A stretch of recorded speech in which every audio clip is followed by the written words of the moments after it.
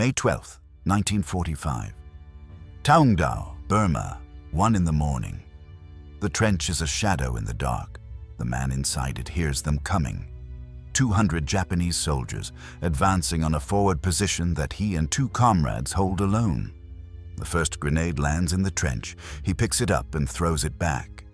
The second lands. He throws it back. The third lands. He reaches for it. The explosion takes his right hand, his fingers, his arm below the elbow, shattered. Fragments tear his face, his body, his right leg. His 2 comrades are down. The attack continues. 200 men in the dark against 1. He loads his rifle with his left hand. He waits. He fires. For 4 hours. Through the dark and the smoke and the sound of a battle that will not stop, a voice carries the same 4 words over and over. And the Victoria Cross citation would record them in English translation. Come and fight a Gurkha. Who produces soldiers like this? And what does it cost to be one? The answer begins in the mountains. Nepal sits between 2 empires, India below, China above, sovereign by geography rather than diplomacy, never colonized, never absorbed. Its landscape is among the most extreme on Earth, the high Himalayan peaks giving way to dense subtropical jungle with a middle band of terraced hillside where most of its people have always lived. The men who grew up in those hills grew up climbing, moving on steep ground, carrying weight across distance, living without excess in a climate that killed the unprepared. In 1814, the British East India Company decided to push its borders north. The Kingdom of Gurkha pushed back. The war that followed was harder than anyone in Calcutta had expected. The Nepali fighters, compact, mountain-hardened, wielding curved blades the British had never seen, refused to yield even when outnumbered and outgunned. The company won. But winning left a deep impression. A British traveller named James Bailey Fraser put it on paper the following year. They were stout, thick, well-built men in general, very active and strong for their size. Each man carried, in addition to his sword, a curved knife Fraser transliterated as kukri. These men preferred close fighting, he noted, giving an onset with a loud shout. The British had spent 2 years fighting men who wanted to close the distance. They decided, with some practical wisdom, that the world would be safer with those men on their side. The Treaty of Segauli, signed in 1816, ended the war. And so the Gurkha soldier entered British service, not as a subject, not as a conscript, not as a pressed man from an occupied country, but as a volunteer from a sovereign kingdom that had fought the British to a standstill and then chose to stand beside them. They were never a single people. The word Gurkha gathered under it multiple ethnic groups, clans and tribes.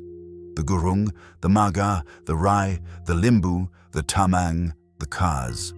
Hindu and Buddhist, speaking different dialects, carrying different customs. What they shared was the mountain and the blade.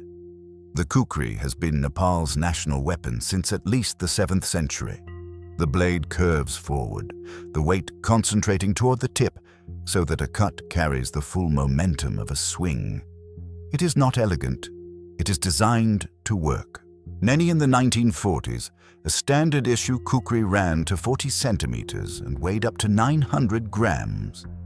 Soldiers carried it on the left hip in a canvas-covered scabbard at all times. There is a myth, widely reported, that a kukri once drawn must taste blood before it can be sheathed. That a soldier returning his blade without using it must nick his own thumb rather than resheathe a clean edge. Whether any man strictly observed this custom matters less than what it did to the men who faced them. The knowledge that a Gurkha's knife carried a blood obligation, true or not, worked on the imagination. Some veterans brought family heirloom kukris from Nepal. The issued blade went for utility. The old one went for the moments that mattered. There are men who fought at Imphal with a blade their grandfather had carried somewhere else, like in a different century. By the time the Second World War began, this tradition was already 130 years old in British service. In 1857, every Gurkha unit remained loyal during the Indian Mutiny. At Hindu Rao's house on the ridge above Delhi, the Sirmoor Battalion repelled 26 attacks. Their starting strength was 490 men. Their casualties numbered 327. They were still fighting. 67% casualties, still on the line. That was not an aberration, it was a pattern. In the First World War, 100,000 Gurkhas served.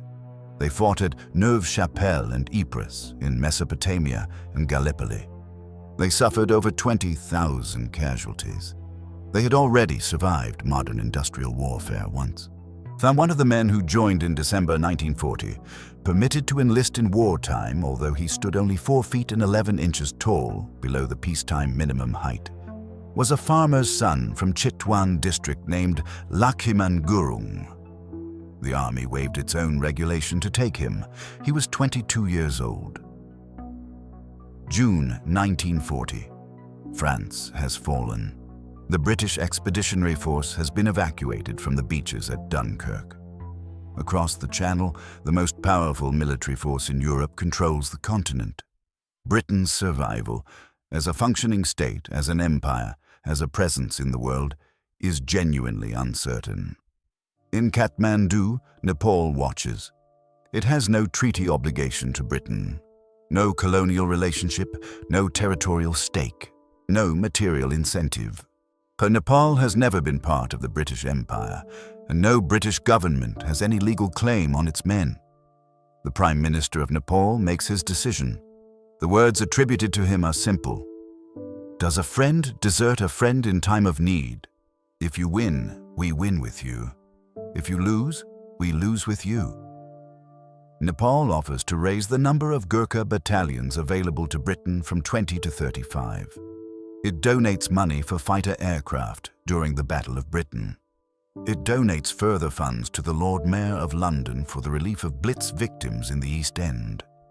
Nepal, a landlocked mountain kingdom that has never been bombed, never been invaded, never sent a soldier to Europe, is paying for the defense of London. By the war's peak, somewhere between 120,000 and 250,000 Gurkhas serve across all theaters. The range reflects the complexity of a force spread across British and Indian Army formations on 3 continents. The number is large either way. The spirit behind it is not complicated. They had no obligation. They came anyway. They were going to the desert first. It was nothing like what they knew. The western desert strips out cover, strips out close-range work in broken terrain, and replaces it with open ground, armored columns, and mechanized warfare at range. Gurkhas were not trained for this kind of war. Their qualities, aggression at close quarters, endurance under load, calm in confusion, were harder to leverage on ground where armor moved faster than feet. They fought, they bled.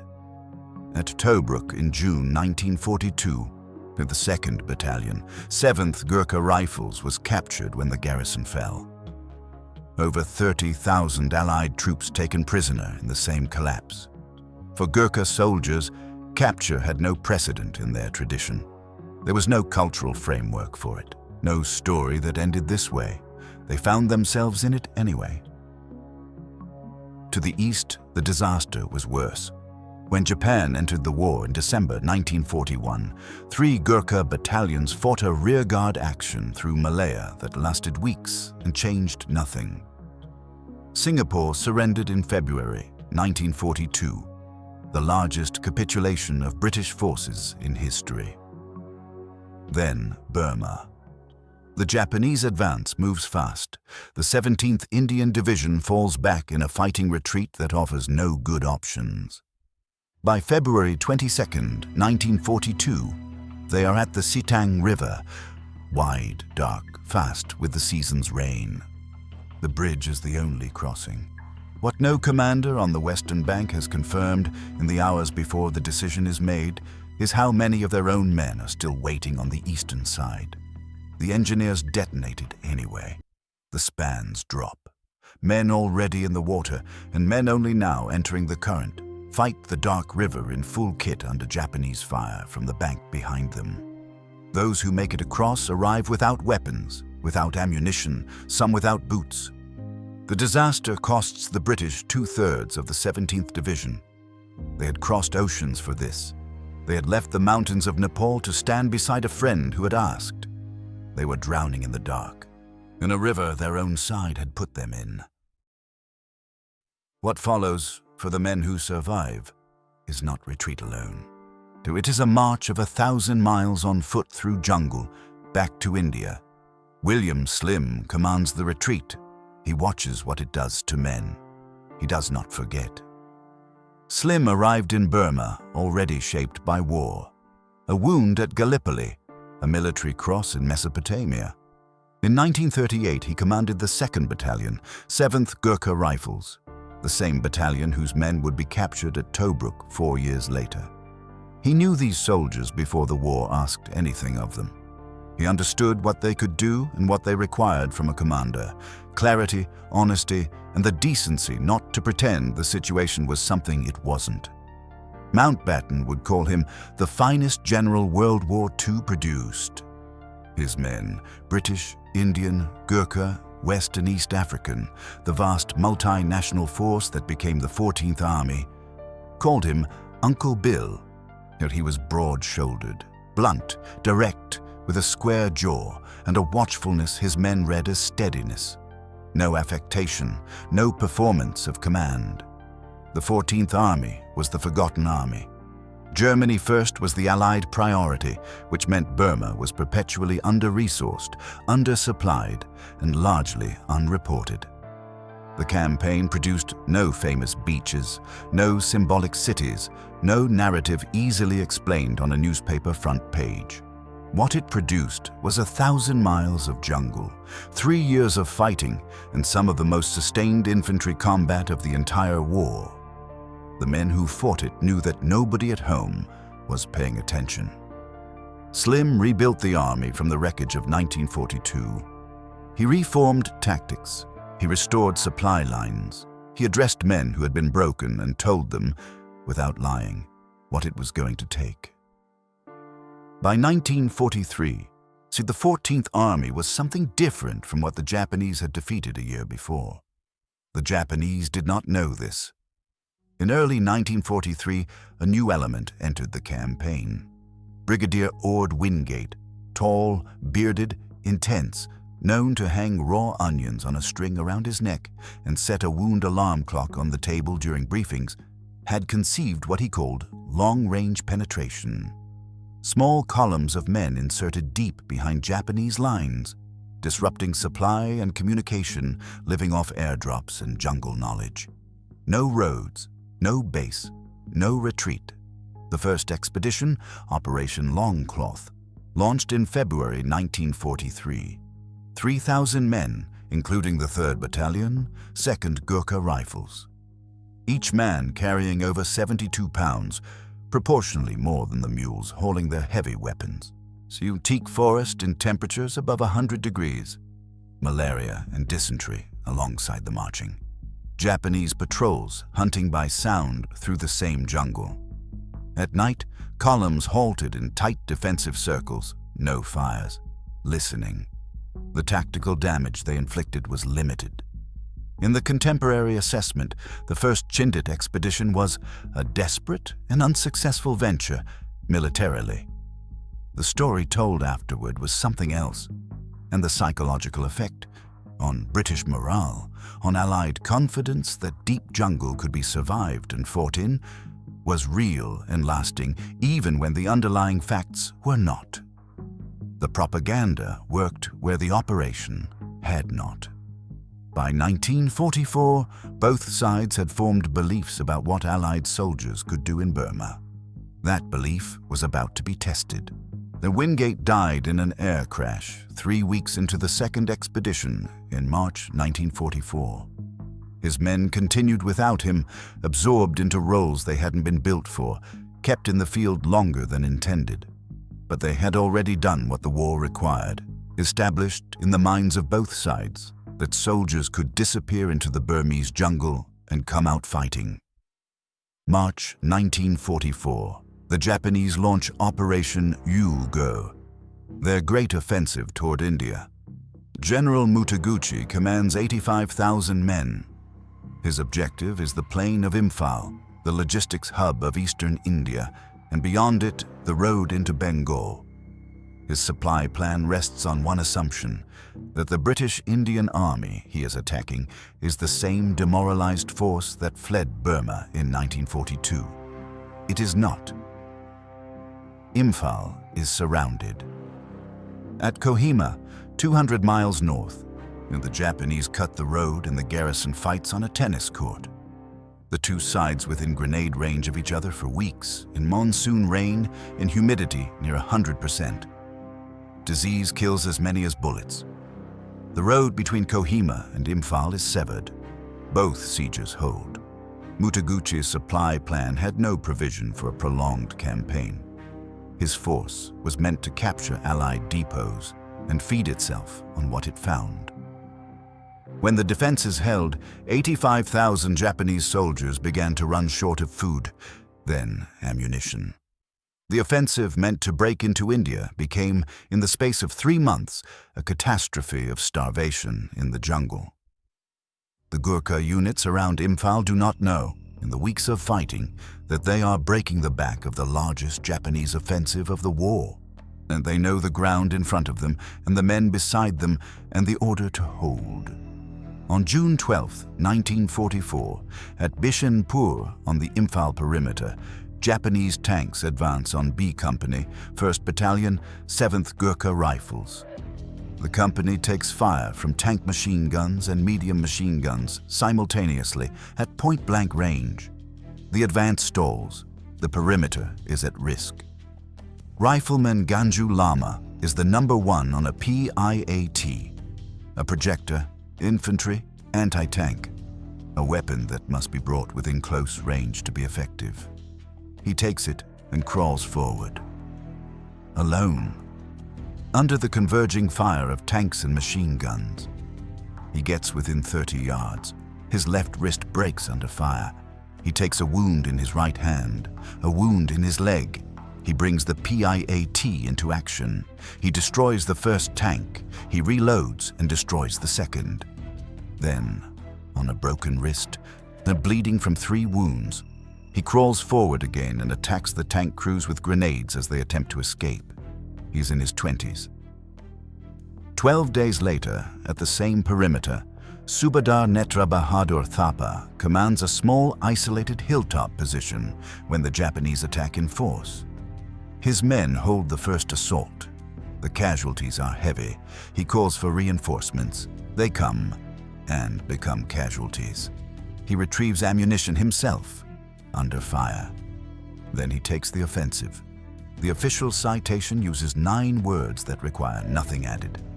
He took the offensive with grenades and kukris until he was killed, alone on a hilltop, out of ammunition, the kukri drawn, perhaps his grandfather's blade, perhaps the issue won. It no longer matters. He went forward. The Victoria Cross was awarded posthumously, and the Japanese defeat at Imphal Kohima became one of the 2 greatest battlefield defeats the Japanese army suffered in the entire Second World War. The force Mutaguchi had launched against the army of 1942 had found the army of 1944. Slim's rebuilt 14th Army held, and then it began to advance. They were not only in Burma. While Imphal held and the 14th Army reformed for its southward drive, Gurkha units in Italy were fighting on mountain terrain they recognized. Narrow ridges, cold rock, direct fire from heights above. In Europe, the war had its own demands. On those mountains, these men found their footing. Monte Cassino, 4 battles over 6 months on a peak the Germans had made into a fortress. Mined slopes, mud, fire from heights that commanded every approach. In May 1944, the 1st Battalion, the 9th Gurkha Rifles climbed through all of it and reached the walls of the monastery itself. closer than almost any other Allied formation had come.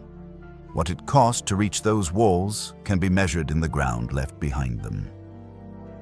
In November 1944, at Monte San Bartolo, a rifleman named Tharman Gurung finds his section trapped and the withdrawal blocked by German fire. He crosses the skyline alone, fully exposed, and fires burst after burst from his Tommy gun until the ammunition runs out. He throws 2 grenades.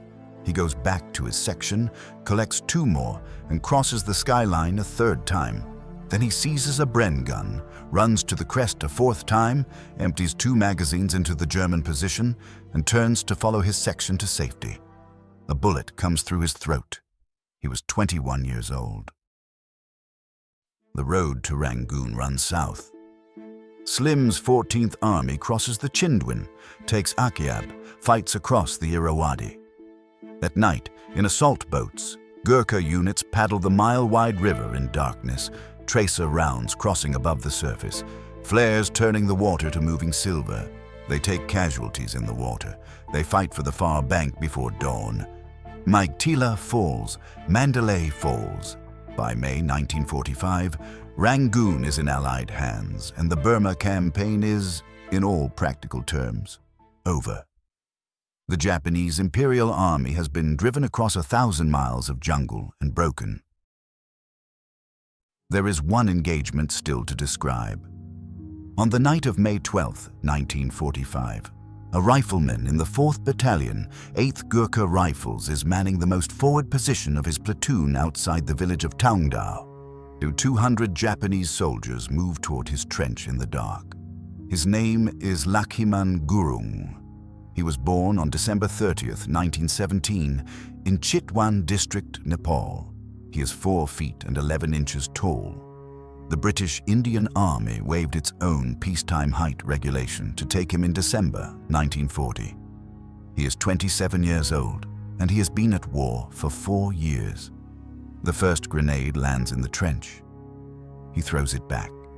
The second lands. He throws it back. The third explodes in his right hand. His fingers are gone. His arm is shattered below the elbow. Fragments have torn his face, his body, his right leg. His 2 comrades are wounded and out of the fight. 200 Japanese soldiers are in the dark in front of him. He loads his rifle with his left hand. He fires. He reloads. He fires. For 4 hours. He does not stop, so the cry goes out in the dark. Recorded in his Victoria Cross citation in English translation, "Come and fight a Gurkha." When the count is made at dawn, 87 Japanese dead lie in the immediate vicinity of the company position. 31 of them lie directly in front of Lakhiman Gurung's section. 1 man, 1 hand, 4 hours. On December 19th, 1945, at the Red Fort in Delhi, Field Marshal Lord Wavell, Viceroy of India, pins the Victoria Cross to Lakhiman Gurung's chest. The afternoon sun falls across the great courtyard. The war is over. Then what? In 1947, as partition transformed the political map, the Gurkha regiments are divided. 4 transfer to the British Army. 6 go to the new Indian Army. Your men who had crossed the Irrawaddy together are placed in different formations by lines drawn in offices, rather than anything that happened in the field. The bonds of Burma are severed, quietly and administratively. The Gurkhas who enter British service continue. Korea, Borneo, the Falklands. Sons following fathers into the same regiments. Decades of service to a country that does not give them the right to settle within it. The rule, for most of the 20th century, is this. Only Gurkhas who retire after 1997, when brigade headquarters moves from Hong Kong to Britain, have an automatic right to live in the country they serve. Veterans of the Second World War do not have that right. Veterans of Korea do not have it. The men who held Imphal, who held Kohima, who crossed the Irrawaddy in the dark, if they retired before 1997, so the law does not welcome them. In August 1995, at the WWII Day celebrations in London, 5 of the 6 surviving Gurkha Victoria Cross holders from the Burma campaign march along the Mall. That evening, at dinner, Field Marshal Bramall stands, calls for silence, and tells the room what it is in the presence of. The restaurant rises. Every person in it, unprompted and unrehearsed, gives a standing ovation to 5 old men from Nepal who had come to Britain's side 60 years earlier, in its worst hour. 50 years of silence, of campaigns the newspapers had forgotten, of men whose names most of that room had never heard, met in a Surrey dining room with a spontaneous act of recognition from strangers. The 5 men, who had not asked for anything, accepted it. In 2008, Lakhiman Gurung is among 5 claimants in a legal case, so the subject is the right to settle in the United Kingdom. The High Court orders the government to review its policy. He's allowed to settle in Hounslow, where his granddaughter Amrita looks after him.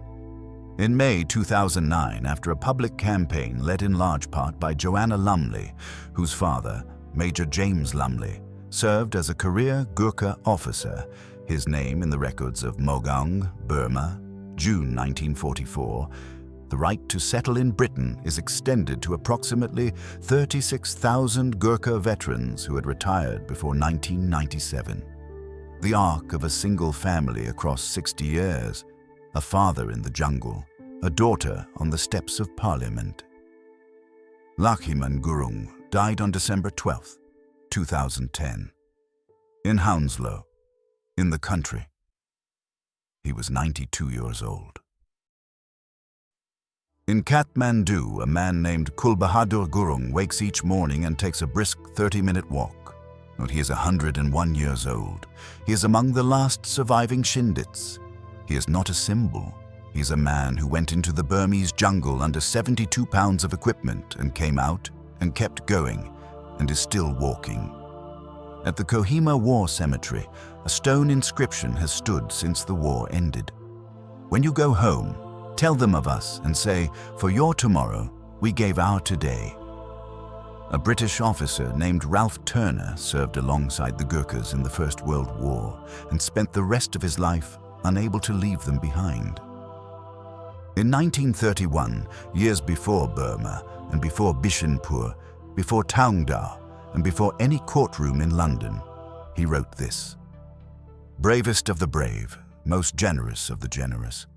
Never had a country more faithful friends than you."